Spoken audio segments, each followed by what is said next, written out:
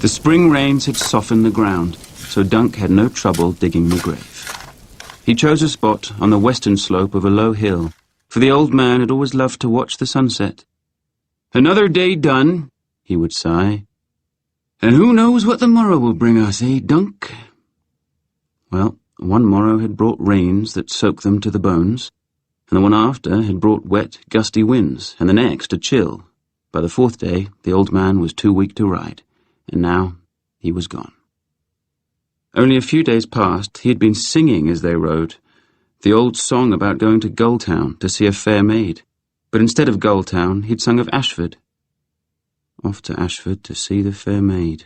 Hey ho, Dunk thought miserably as he dug. When the hole was deep enough, he lifted the old man's body in his arms and carried him there. He had been a small man and slim. Stripped of hauberk, helm, and sword belt, he seemed to weigh no more than a bag of leaves. Dunk was hugely tall for his age, a shambling, shaggy, big-boned boy of 16 or 17 years, no one was quite certain which, who stood closer to 7 feet than to 6, and had only just begun to fill out his frame. The old man had often praised his strength. He had always been generous in his praise. It was all he had to give.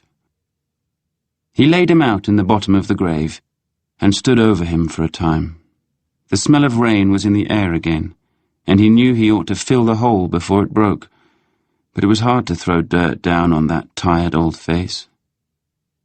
There ought to be a sept in here, to say some prayers over him, but he only has me.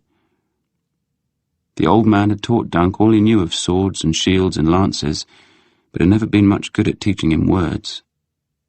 "I'd leave your sword, but it would rust in the ground," he said at last, apologetic. "The gods will give you a new one, I guess. I wish you didn't die, sir." He paused, uncertain what else needed to be said. He didn't know any prayers, not all the way through. The old man had never been much for praying. "You were a true knight, and you never beat me when I didn't deserve it," he finally managed, "except that one time in Maidenpool. It was the inn boy who ate the widow woman's pie, not me. I told you. Don't matter now. The gods keep you, sir." He kicked dirt in the hole, then began to fill it methodically, never looking at the thing at the bottom. He had a long life, Dunk thought. Must have been closer to 60 than to 50, and how many men can say that? At least he had lived to see another spring. The sun was westering as he fed the horses.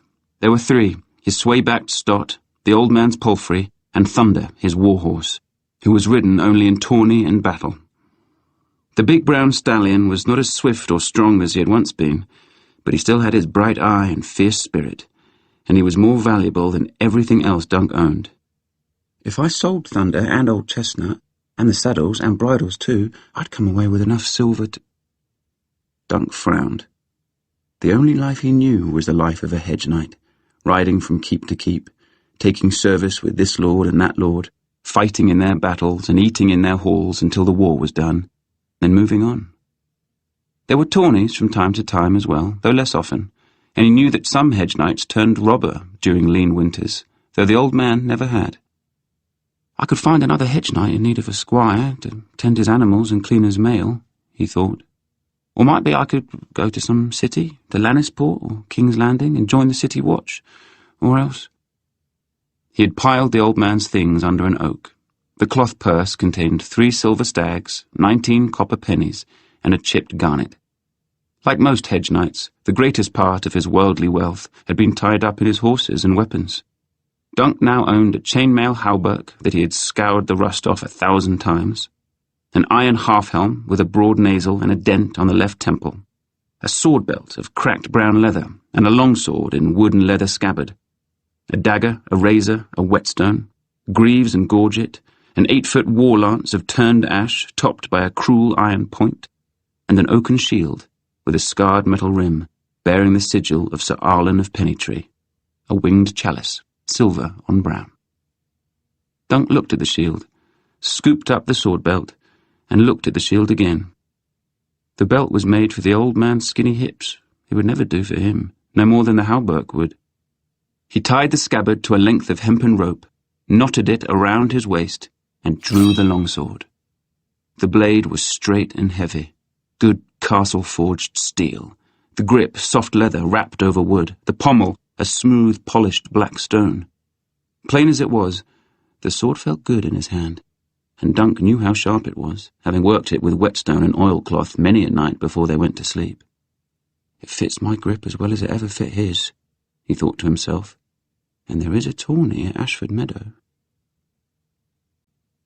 Sweetfoot had an easier gait than Old Chestnut, but Dunk was still sore and tired when he spied the inner head, a tall Dauben timber building beside a stream. The warm yellow light spilling from its windows looked so inviting that he could not pass it by. "I have 3 silvers," he told himself, "enough for a good meal and as much ale as I care to drink." As he dismounted, a naked boy emerged, dripping from the stream, and began to dry himself on a rough-spun brown cloak. "Are you the stable boy?" Dunk asked him. The lad looked to be no more than 8 or 9, a pasty-faced, skinny thing, his bare feet caked in mud up to the ankle. His hair was the queerest thing about him. He had none. "I want my palfrey rubbed down, and oats for all 3. Can you tend to them?" The boy looked at him brazenly. "I could, if I wanted." Dunk frowned. "I'll have none of that. I'm a knight, I'll have you know." "You don't look to be a knight." "Do all knights look the same?" "No, but they don't look like you either. Your sword belt's made of rope." "So long as it holds my scabbard, it serves. Now see to my horses. You'll get a copper if you do well, and a clout in the ear if you don't." He did not wait to see how the stable boy took that, but turned away and shouldered through the door. At this hour he would have expected the inn to be crowded, but the common room was almost empty. A young lordling in a fine damask mantle was passed out at one table, snoring softly into a pool of spilled wine.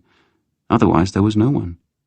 Dunk looked around uncertainly until a stout, short, whey-faced woman emerged from the kitchens and said, "Sit where you like. Is it ale you want, or food?" "Both." Dunk took a chair by the window, well away from the sleeping man. "There's good lamb, roasted with a crust of herbs, and some ducks my son shot down. Which will you have?" He had not eaten at an inn in half a year or more. "Both." The woman laughed. "Well, you're big enough for it." She drew a tankard of ale and brought it to his table. "Will you be wanting a room for the night as well?" "No." Dunk would have liked nothing better than a soft straw mattress and a roof above his head. But he needed to be careful with his coin. The ground would serve. "Some food, some ale, and it's on to Ashford for me. How much farther is it?" "A day's ride. At Bare North, when the road forks at the burned mill. Has my boy seen to your horses, or has he run off again?" "No, he's there," said Dunk. "You seem to have no custom." "Half the town's gone to see the tourney. My own would as well, if I allowed it. They'll have this in when I go, but the boy would sooner swagger about with soldiers, and the girl turns to sighs and giggles every time a knight rides by. I swear I couldn't tell you why. Knights are built the same as other men, and I never knew a joust to change the price of eggs." She eyed Dunk curiously. His sword and shield told her one thing, his rope belt and rough-spun tunic quite another. "You're bound for the tourney yourself?" He took a sip of the ale before he answered. A nut-brown colour it was, and thick on the tongue, the way he liked it. "Aye," he said. "I mean to be a champion." "Do you now?" the innkeep answered, polite enough. Across the room the lordling raised his head from the wine puddle. His face had a sallow, unhealthy cast to it beneath a rat's nest of sandy brown hair, and blonde stubble crusted his chin. He rubbed his mouth, blinked at Dunk, and said, "I dreamed of you." His hand trembled as he pointed a finger.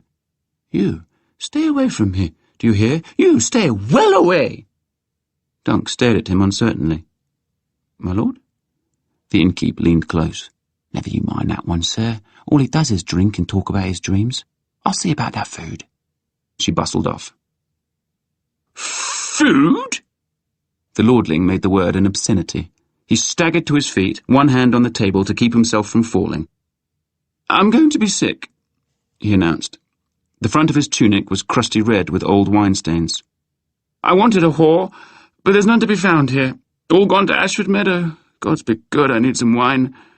He lurched unsteadily from the common room, and Dunk heard him climbing steps, singing under his breath.